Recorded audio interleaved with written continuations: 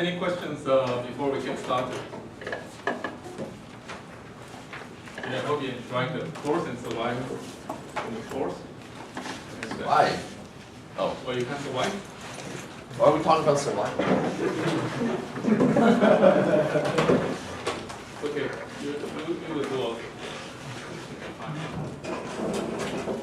And then, so we're talking about plane wave expansion of point source.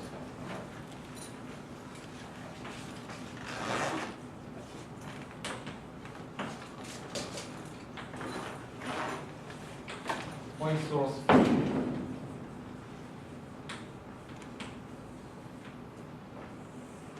Okay, if you solve this equation,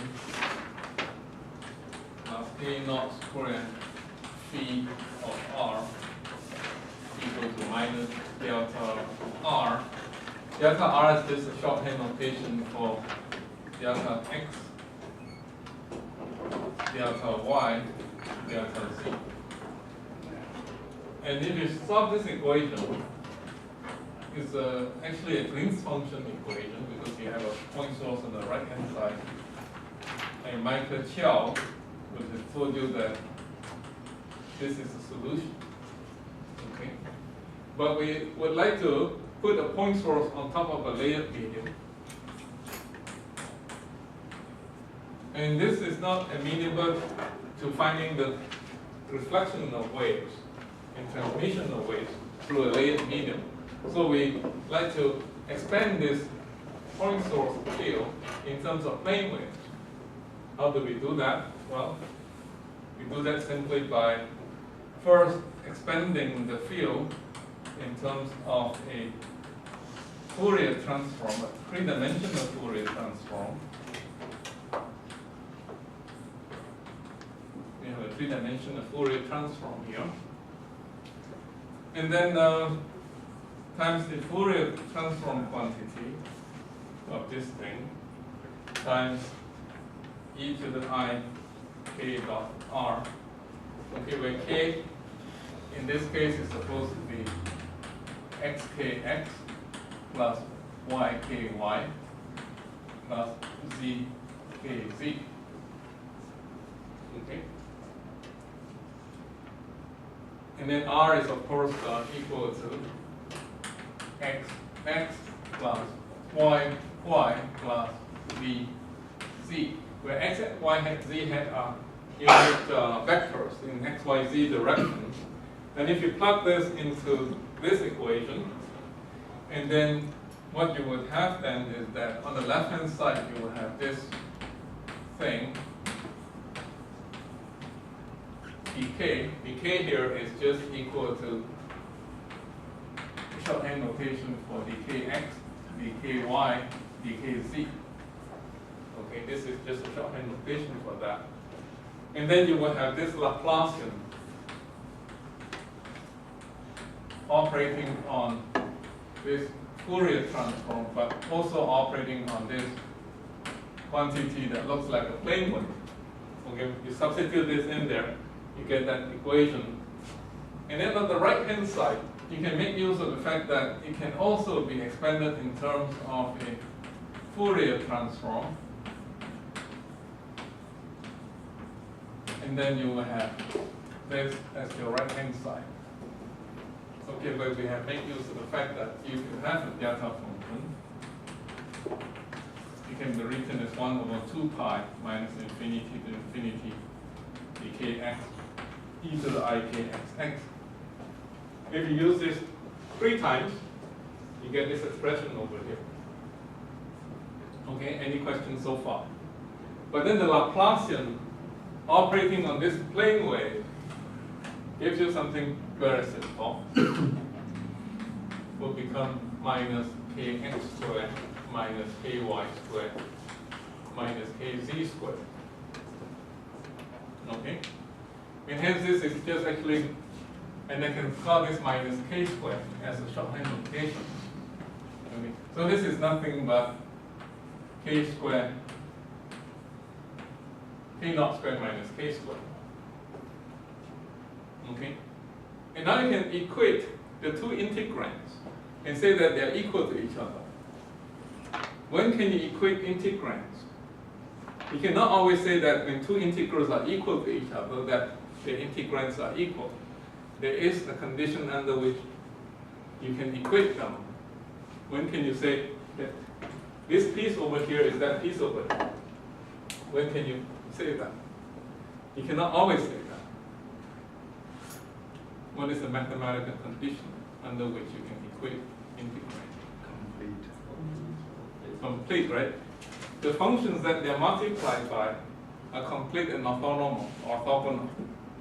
Okay, if this is complete and orthogonal, then whatever pre-multiplies them must be equal to each other. That is very important. Okay, if you make that mistake, you might end up having some very, very bad results in your answer. So when we equate this thing, then we will have phi tilde k naught squared minus k squared is equal to, let me see, k naught squared minus k squared, and then this thing will be just equal to minus 1, right? So phi tilde k will be equal to 1 over k squared minus k naught squared. So we find phi tilde to be that, and then we have this expansion that this can be written as 1 over 2 pi cubed dk e to the I k dot r times 1 over k squared minus k naught. Okay, so this, if you can evaluate that, must be equal to that. So this is almost like a plane wave expansion of a field due to a point source, but this plane wave expansion is not very useful. We can simplify it further if you want to, because these are not truly plane waves. Why are these not truly plane waves? Can anybody answer as to why they're not truly plane waves?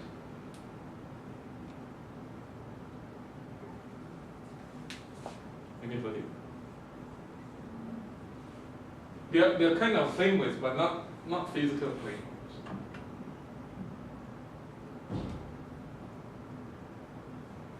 Mike, would you know? No? Okay. Aditya? No? Okay, they're not truly plane waves because kx squared plus ky squared plus kz squared is a magnitude squared, but this can be anything. Okay, this can be anything. A plane wave has the property that kx squared plus ky squared plus kz squared is always equal to a constant. K naught squared omega squared mu epsilon, or something like that in free space. But this is not satisfied yet for this kx squared plus ky squared plus kz squared. It can be any value, okay? There can be any value because kx squared plus ky squared plus kz squared does not form a circle, a sphere. If you look at this thing, kx, ky, kz,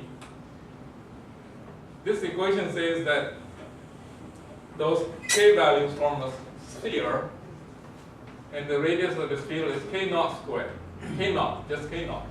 Okay, but this kx, ky, kz are not on what is called an Ewald sphere. Some people call this the Ewald sphere.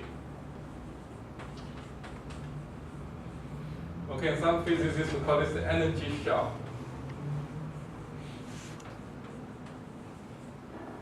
They are not on the energy shell because you can think of this as being omega squared. Omega squared is somewhat like h bar squared. Omega squared is some kind of energy.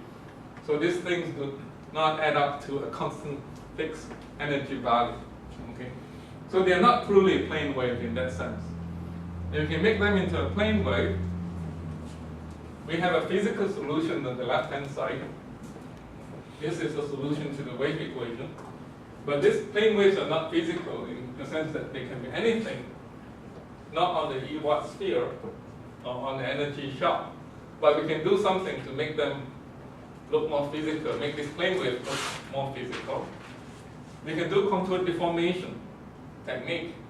And if you look at this, there is a triple integral in there.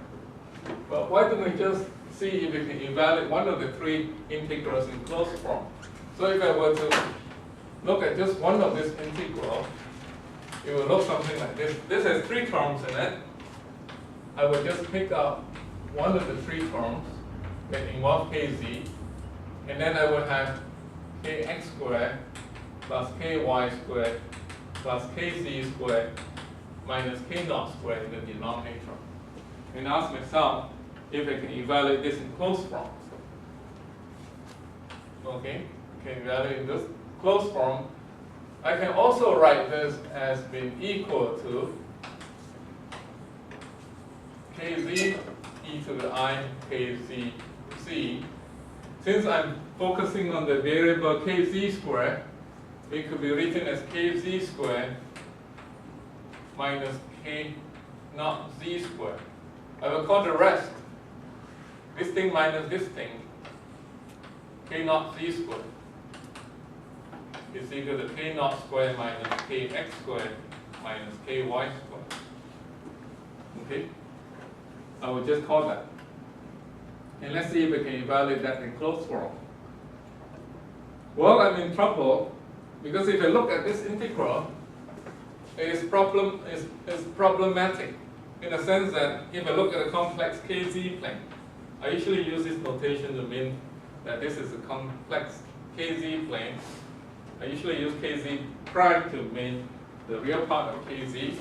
I usually use kz double prime to mean the imaginary part of kz. And if you were to integrate this on the real axis, which is what Fourier transforms are defined to be, okay, integrate and integrate and integrate. And what happened when kz equal to k naught z? This is the point where kz equal to k naught z. Not only at that point, you also have one point here which you would be in trouble.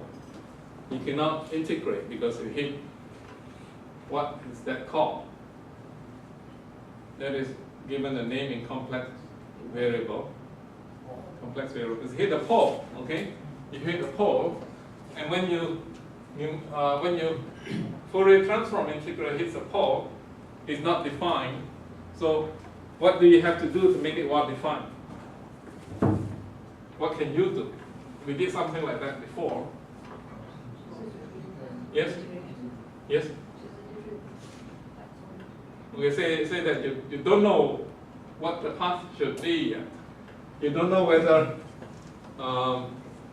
it should go above the pole or below the pole.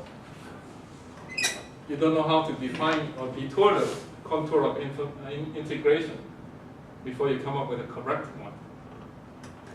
So you do not know what to do because when you learn Fourier transform theory, remember where Fourier transform theory comes from. It comes from Fourier series theory. We let Fourier series becomes Fourier integrals. All the points of integrations are on the real axis. Okay, when you get Fourier transform from Fourier series. So all these points are supposed to be defined on the real axis. So what went wrong here? Something has gone wrong. Something has gone wrong. So what should we do? Introduce some laws. Yes, very good. Introduce some laws. So where did it go wrong? Why did we encounter this?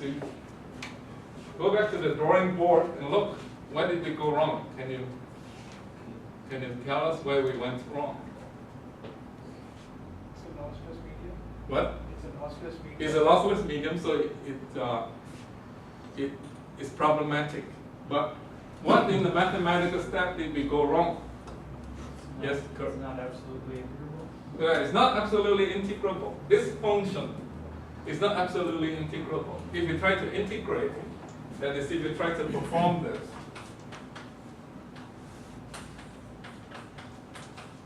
the r is actually r squared sine theta d theta d phi, right, in 3 dimensions. That's what the r means. And then magnitude of r will just give you 1 over r. right? So if we try to integrate this, it will go to infinity. So this function is not absolutely integrable. And as we said before, in order for a Fourier transform to exist, the function has to be absolutely integrable. That is, you take this absolute magnitude and integrate over all of space that you try to define the Fourier transform for. It has to converge.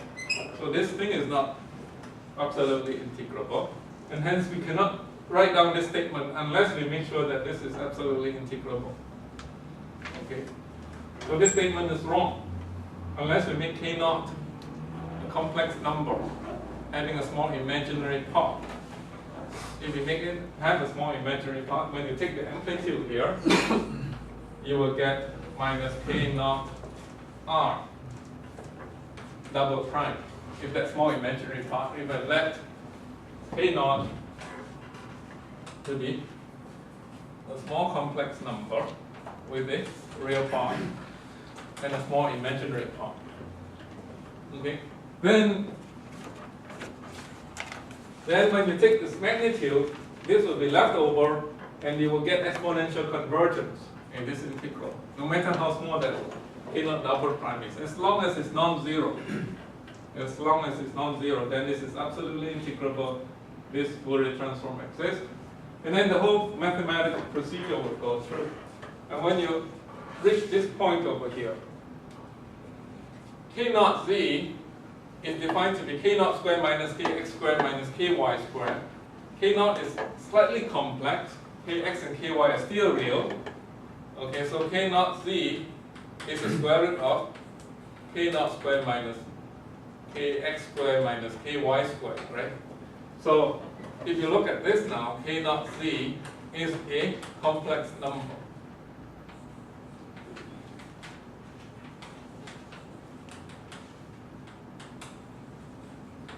K naught squared has a small imaginary part now. This is purely real. Okay? So if you have a purely real number plus a number that has a small imaginary part, and if you take a square root, it will always be having a small imaginary part. So now what happens is then if you do this exercise all over again, the pole will be there, and then the other pole will be here. And then your integration will be not problematic anymore. And then you can zoom go from minus infinity to the infinity without encountering any singularity, right? And then the Fourier integral is uniquely defined. Uniquely defined. Otherwise, you don't know how to detour. Okay? Now you can do something clever and say, I know how to detour now. The integration path has to be always below the singularity. Why don't I add a small detour here? By Cauchy's integration theorem, the integral would not have changed a bit if I just add this little piece here. Instead of integrating on the real axis, I can integrate on this integration path.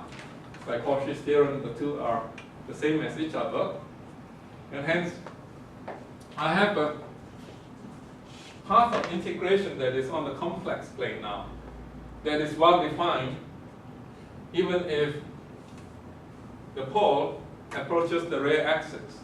Okay, so I know how to detour now. I have to detour slightly below the pole on the right hand side, and then slowly above the pole on the left hand side. Otherwise, the integration is not defined or not unique.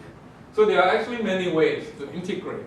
If you don't know how to integrate, this one way is like this, another way is like this, and then another way is actually like this.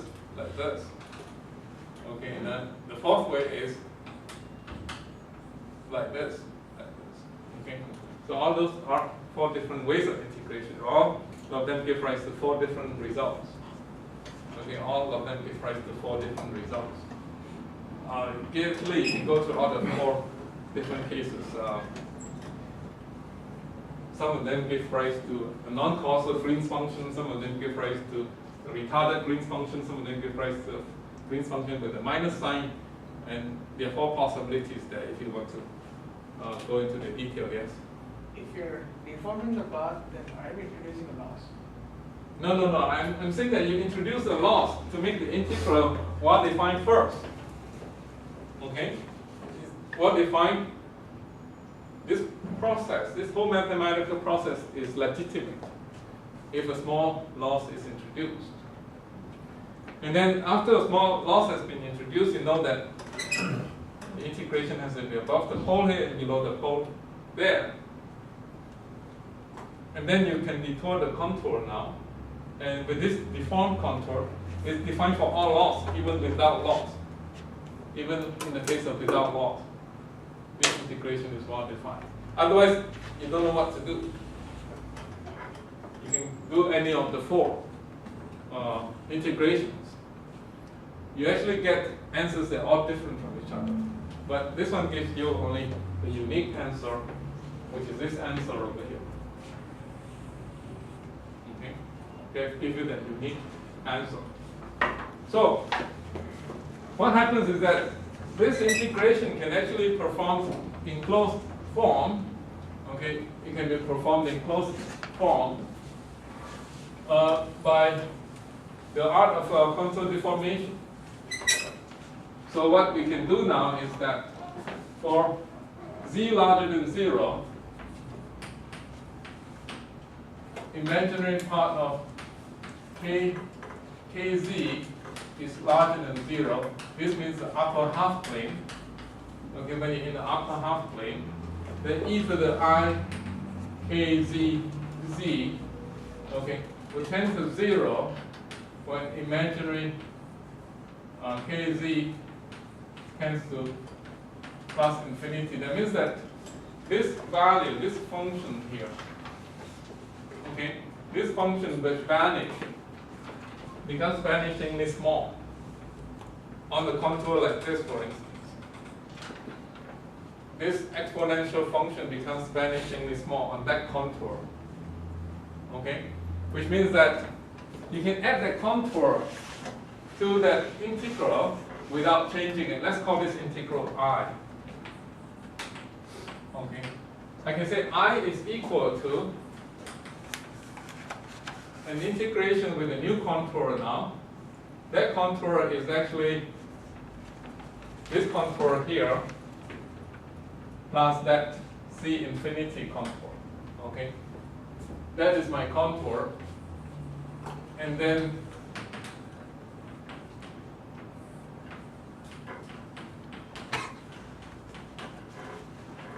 that is the integral I have to do. In other words, I've just added a semi-circular infinity integration to this red axis integration and make the contour into a closed contour. But what I have added is actually 0 because it's vanishingly small. It's vanishingly small. And you can also prove by Jordan's lemma, which I will not go into detail. Actually, I just proved that it is exponentially small over here, right? Some of you who are very rigorous in the thinking will ask me, what happens over here? It's not exponentially small. And how do you know that? That part of the contribution, this part of the contribution is 0. Okay, that's not clear, right? Only this part is exponentially small. But what about this part?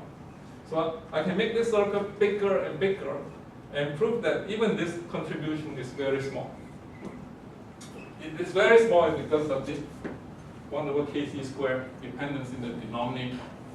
That makes that part very small. And you can prove that this whole contour actually contributes to 0 by what is called the Jordan's lemma.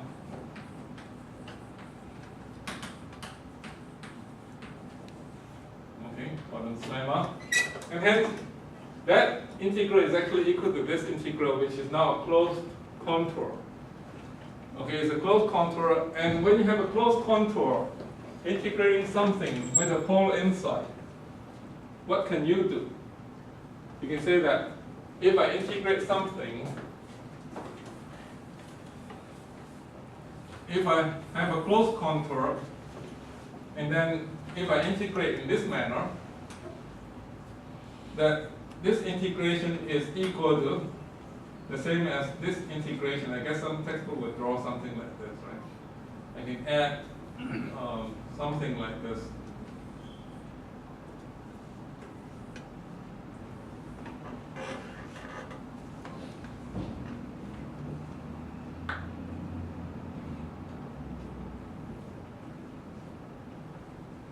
I can add something like this to this contour and make it a contour that surrounds no singularity, and then argue that this whole integration would then be the same as this integration.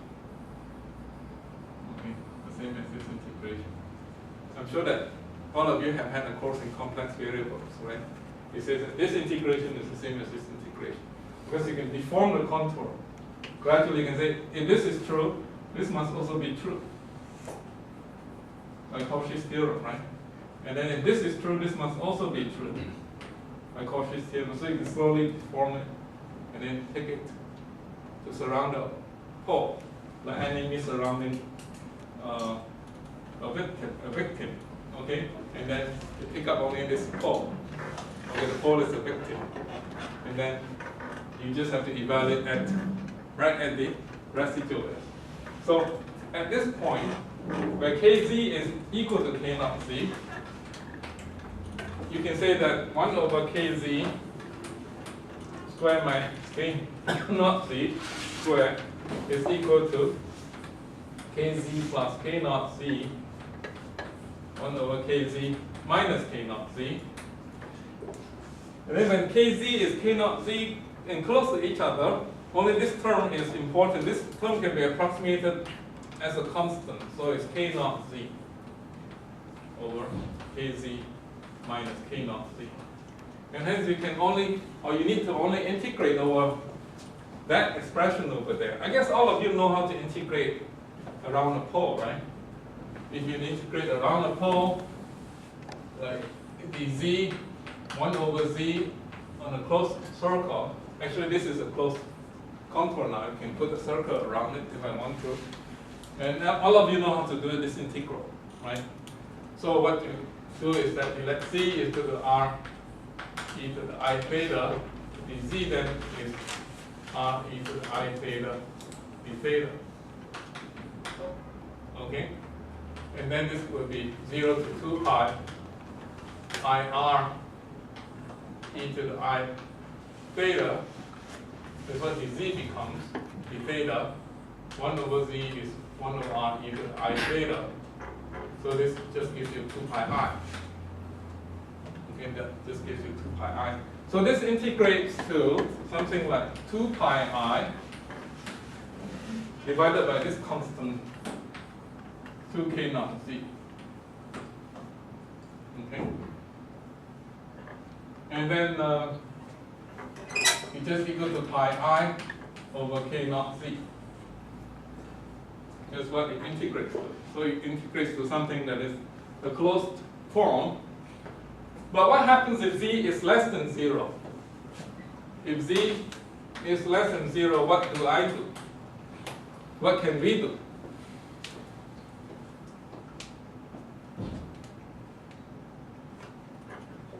You do it the other direction, right? Then you will say that when imaginary kz is less than 0, that is in the lower half plane, then this function would tend to 0 in the lower half plane. And then you can add this lower semicircle to that thing and make a closed contour that goes around the lower half plane.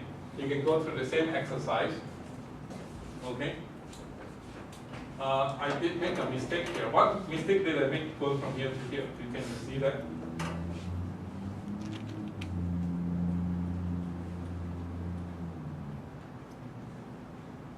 I make a mistake going from here to there.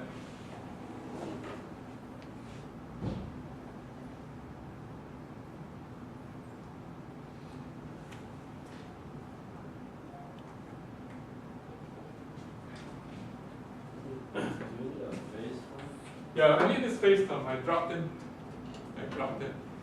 So there should be a e to the I k z. But since I'm so close to the pole, this value can be approximated with k naught z. So actually there should be a phase term here, k naught z, very good, okay? There should be that term over there. So when z is less than 0, if z is less than 0, then you go through the same exercise, and then you pick up this thing, but it would be in the clockwise direction rather than the counterclockwise direction. Previously, we picked up this pole in the counterclockwise direction, right? When you go through this, you pick this up in the clockwise direction, you get minus 2 pi I instead. Okay? And then you would have kz plus k naught z, kz minus k naught z, that will be minus 2 k naught z.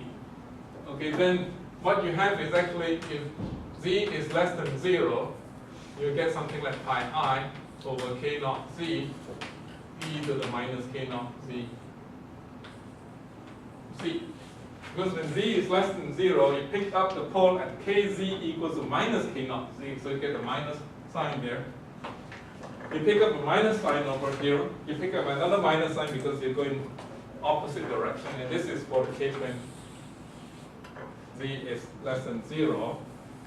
So finally, you have this I should be equal to pi I over k naught z e to the I k naught z for all z. This symbol means for all z. Okay? For z positive, you put a positive sign. For z negative, you put a negative sign. You might as well put a negative sign over your z. And this is what this thing integrates to. And so now you can put everything together. You put everything together, then you get phi of r is equal to 1 over 2 pi cubed. Okay? And then you get this pi I over here, and then you get this dkx, dky, remaining integral. The kz integral has already been performed in closed form. Okay, you have e to the k xx plus I k yy. And then you have this leftover term here, which is k naught z, and then over k naught z is what you have left over. A triple integral becomes a double integral now. Okay? And then you have this expression, which must be equal to this expression by uniqueness theorem. Okay, so this must be equal to e to the I k naught r over 4 pi r. That must be equal to each other. And we have now successfully expanded a spherical wave, which is due to a point source, this is a spherical wave, into an integral summation of plane waves. These are now true plane waves now, because they're true plane waves, because if you look at k x squared plus ky squared plus k naught z squared is equal to k naught squared, right, if you go to this expression. They are now plane waves defined on the Ewart sphere or the energy shell. They are not of the energy shell anymore, so they are physical plane waves. So this expression is more physical than the other one that we have had to begin with, which was this one over here. Okay. Are there any questions so far?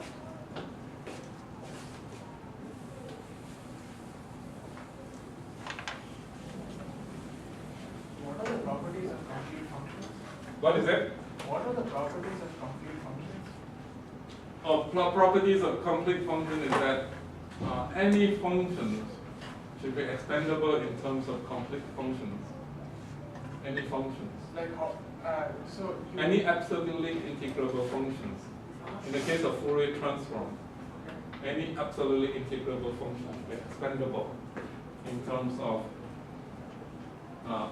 those functions. Like the Fourier transform functions e to the ikxx, they're complete because you can expand any absolutely integrable functions in terms of number.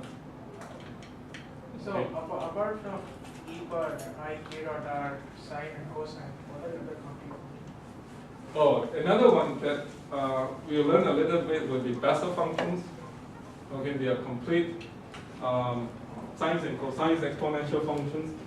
It turns out that in mathematics, any solutions to the Sturm-Liouville problem, there's a class of ODEs, ordinary differential equations, called it Sturm-Liouville equation, okay, or problems. And usually this second order ODE, second order ODE. One example of this is this one.